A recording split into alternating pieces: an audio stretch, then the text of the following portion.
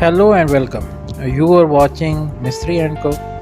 तो दोस्तों, आज हमारा टॉपिक है कि अक्सर घरों में जो है वो घर की दीवारों में या छतों में जो है वो क्रैक्स आ जाते हैं। तो बाज़ ये क्रैक्स जो है बड़े माइनर से होते हैं, मामूली से 1 mm या इससे कम होते हैं, या बाज़ का जो है बड़े बड़े जो है वो क्रैक्स जो है वो आ जाते हैं। और ये क्रैक्स जो है वो बड़े ख़तरनाक भी होते हैं। तो क्या वजूहात है, क्यों ये क्रैक्स आते हैं और इनका हल क्या है, इसके बारे में जो है वो आज हम डिस्कस करेंगे। तो दोस्तों, जब हम घर बनाते हैं तो बाद का थोड़े अरसे बाद और बाद का कुछ ज़्यादा अरसे के बाद घर की दीवारों पे या छतों पे क्रैक नज़र आना शुरू हो जाते हैं। ये एक आम सी बात है और हर जगह आपको घरों में ये क्रैक्स जो है वो नज़र आते हैं। तो इनमें से कुछ क्रैक जो है बहुत छोटे होते हैं, माइनर होते हैं, यानी वो 1 mm या 2 mm या 3 mm इतने जो है वो तो इतने ज़्यादा ख़तरनाक नहीं होते।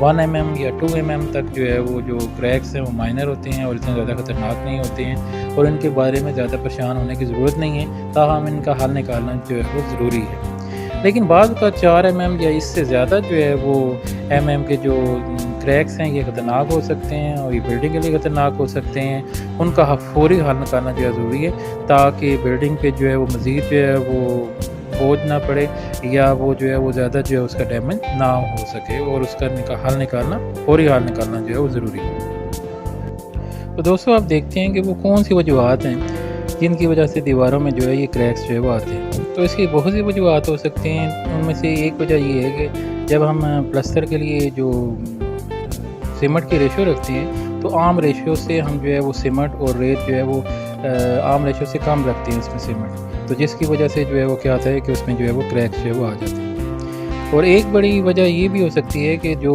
प्लस्तर के लिए जो हम रेत मंगवाते हैं उसमें मट्टी की मिकदार ज़्यादा हो या मट्टी के छोटे छोटे ढले उसमें जो है मौजूद हों, तो उसकी वजह से भी क्या होता है कि वो सही तरह सीमेंट और रेत जो है मिक्स नहीं हो पाती, मट्टी भी इसमें शामिल होती है, उसकी वजह से भी ये क्रैक जो है वो आ सकते हैं।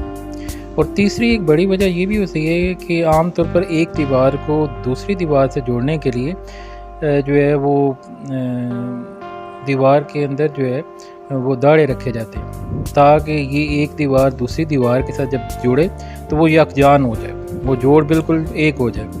लेकिन बाद का जो है वो मिस्त्री जो है वो दाड़े नहीं छोड़ते हैं और फिर उसके आगे जो है दीवार शुरू कर देते हैं और प्लस्तर कर देते हैं और हमें लगता है कि दीवार बिल्कुल जुड़ गई है, लेकिन ऐसा हकीकत में नहीं होता और उसमें फिर गैप आता है और वो जो गैप आता है उसकी वजह से फिर जो है वो क्रैक जो है वो आ जाता है। बाद का जो है वो इस तरह होता है कि बारिशी पानी जो है वो जो है ज़मीन की बुनियादों में जो है वो चला जाता है। तो बुनियादों में जब पानी जाएगा तो उसकी वजह से भी जो है ज़मीन नीचे से बैठ जाती है, क्योंकि लोड होता है लंटर का, दीवारों का।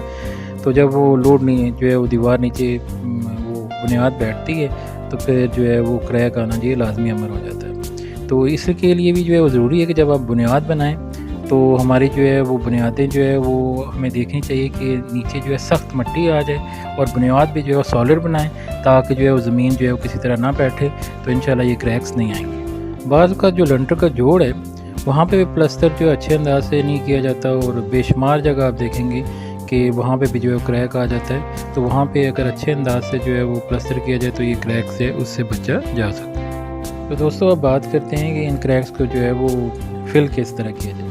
तो मैं पहले भी बात कर चुका हूँ कि अगर ये क्रैक जो है 1 mm या 2 mm तक है तो ये इतनी ज़्यादा ख़तरनाक बात नहीं है और इसे आसानी से जो है फिल किया जा सकता है। लेकिन अगर ये जो क्रैक्स हैं बड़े हैं, 4 mm या 5 mm या इससे ज़्यादा हैं, तो आपको जो है वो अच्छे तरह से इसको साफ़ करना पड़ेगा। अगर आपके पास ग्राइंडर मौजूद है तो ग्राइंडर का इस्तेमाल करें, उसे अच्छी तरह जो है वो साफ़ करें, पानी मारें। जब ये अच्छी तरह साफ़ हो जाए तो उसके बाद फिर अच्छी तरह इसमें नीरू जो है उसका इस्तेमाल करें और खालिस सीमेंट की जो पेस्ट बनाकर जो उसमें जो उसको फिल करें और 4 से 6 घंटे तक उसे जो है वो पड़ा रहने दें। उसके बाद जो है वो फिर इसके अंदर अच्छी तरह सीमेंट की कोटिंग करें तो इंशाल्लाह ये फिलिंग हो जाएगी और ये फिर क्रैक जो है वो आपका बिल्कुल सही हो जाएगा।